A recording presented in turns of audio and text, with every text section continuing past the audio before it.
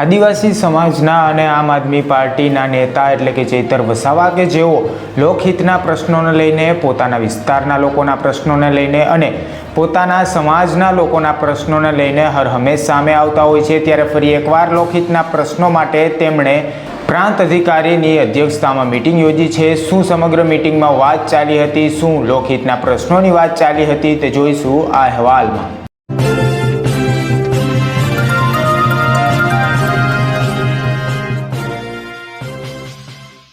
નમસ્કાર, હું છું કલ્પેશ ચાવડા, તેજ નેત્ર ન્યૂઝમાં આપનું સ્વાગત છે। ચૈતર વસાવા છે કે જેઓ આમ આદમી પાર્ટીના નેતા છે, તેઓ હર હંમેશ આદિવાસીઓના પ્રશ્નોને લઈને, પીડિતોના પ્રશ્નોને લઈને અથવા તો તેમના વિસ્તારના લોકોના પ્રશ્નોને લઈને સામે આવતા હોય છે।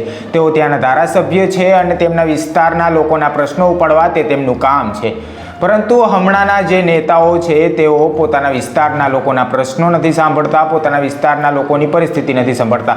ત્યારે આ ચૈતર વસાવા છે તેઓ બખૂબી કામ કરી રહ્યા છે। ત્યારે ચૈતર વસાવાએ લોકહિતના પ્રશ્નોને લઈને, રોડ રસ્તાના અને લોકોની પાયાની જરૂરિયાતના પ્રશ્નોને લઈને એક મિટિંગ યોજી હતી। આ મિટિંગ પ્રાંત અધિકારીની અધ્યક્ષતામાં યોજાઈ હતી। ત્યારે ચૈતર વસાવાએ અનેક પ્રશ્નો છે તે આ મિટિંગની અંદર ઉઠાવ્યા હતા, જેવા કે આધાર કાર્ડને લઈને પ્રશ્નો, રોડ રસ્તાના પ્રશ્નો અને કુપોષિત બાળકોને મળતા આંગણવાડીની અંદર ભોજનના પ્રશ્નો।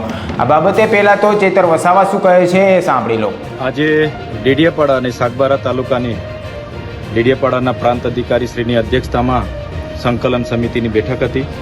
એમાં ડેડિયાપાડા અને સાગબારાના લોકહિતના પ્રશ્નોને લઈને ખૂબ લાંબી ચર્ચા થઈ છે અને સારી ચર્ચા થઈ છે। એમાં ડેડિયાપાડા સબ ડિસ્ટ્રિક્ટ હેલ્થ સેન્ટરમાં છેલ્લા 1 વર્ષથી એક્સરે સહિતના તમામ જે સાધનો છે એ પડતર હાલતમાં છે, એના ટેકનિશિયનો નથી, ત્યારે ટેકનિશિયનની ભરતી કરવામાં આવે। એક્સરે, લેબોરેટરી, સોનોગ્રાફી, તમામ પ્રકારની સુવિધાઓ ડેડિયાપાડામાં મળે એ બાબતની ચર્ચા થઈ છે। સાથે આધાર અપડેટ માટે ઘણા લોકો અઠવાડિયે 10 દિવસથી ધક્કા ખાય છે, ત્યારે ડેડિયાપાડામાં વધુને વધુ 8 થી 10 આધાર અપડેટના કેન્દ્રો, આધાર સેવા કેન્દ્રો ચાલુ થાય એ પણ અમે વાત કરી છે।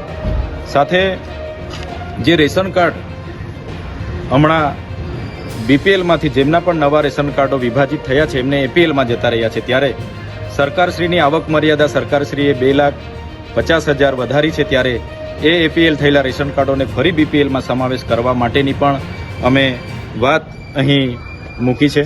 સાથે સાથે ડેડિયાપાડા અને સાગબારામાં જે પણ રસ્તાઓ, જેમ કે મોસદાથી લઈને ડુમખલ, જાવલીનો રોડ હોય, બોરદા સેરુલાનો રોડ હોય, તમામ રોડે આજે ખાડાઓ પડી ગયા છે, એને પણ તાત્કાલિક ધોરણે ખાડાઓ પૂરવામાં આવે એ અમે અધિકારીઓ, માર્ગ મકાન વિભાગ સાથે પણ ચર્ચા વિમર્શ કરી છે।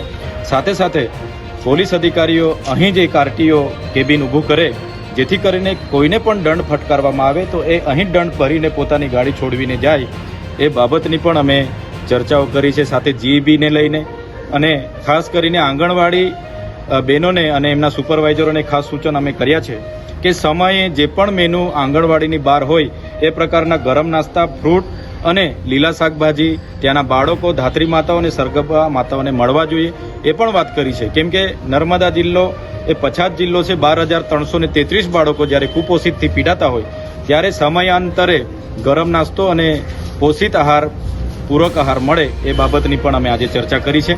તો તમામ બાબતોએ અધિકારીઓએ પણ આવનાર દિવસોમાં એમાં આગળ રજૂઆતો કરીને તમામ બાબતોને લઈને સૂચનો એ કર્યા છે। સાથે સાથે આવનાર દિવસોમાં જે યાલનો પુલ તૂટી ગયો છે ત્યાં નવો બ્રિજ બને, ત્યાં સુધી ટેમ્પરવારી 4 વ્હીલ ગાડીઓને આવન જવન માટેની એક નાળું બનાવે એ બાબતનું પણ અમે વાત મૂકી છે અને બધી જ બાબતે સહમતિ દર્શાવી છે। ટૂંક જ સમયમાં તમામ સુવિધાઓ અહીંયા ઉપલબ્ધ થશે એ પ્રાંત અધિકારી। આ સિવાય ચૈતર વસાવાએ રોડ રસ્તાને લઈને પણ પ્રશ્નો કર્યા છે, તેના ઉકેલ માટે પણ તેમણે પ્રાંત અધિકારીને જાણ કરી છે। અહીંથી ભરૂચ જતા માત્ર 70 કિલોમીટરનો રોડ છે અને 3 કલાક ત્યાં જતા થાય છે। અંકલેશ્વર ભરૂચનો રોડ હોય, અંકલેશ્વરથી જે કેવડિયા સ્ટેચ્યુ ઓફ યુનિટીને જોડતો ઝઘડિયા રાજપાડીનો રોડ હોય, દહેજ બાયપાસનો રોડ હોય, તમામ રોડ ભરૂચ જાણે કે ખાડાનગરી બની ગઈ હોય એવું લાગે છે। ભરૂચની એક તો ખારી સિંગ પ્રખ્યાત છે અને એવી જ રીતના ભરૂચના ખાડા પણ બહુ પ્રખ્યાત છે। રોજે રોજ ખૂબ જ એક્સિડન્ટ થાય છે, ત્યારે હું ચોક્કસ આવનારા મંગળવારના રોજ ભરૂચ ખાતે અમે રસ્તા રોકો આંદોલન પણ કરવાના છે। માર્ગ મકાન વિભાગ, જિલ્લા પંચાયત, સ્ટેટ અને નેશનલ હાઈવેના ઓફિસે પણ ઘેરાવો કરવાના છે અને કલેક્ટરશ્રીને પણ રજૂઆત કરવાના છે. આપ સૌને મંગળવારે ભરૂચ પધારો એવો આગ્રહ પણ વિનંતી પણ કરું છું.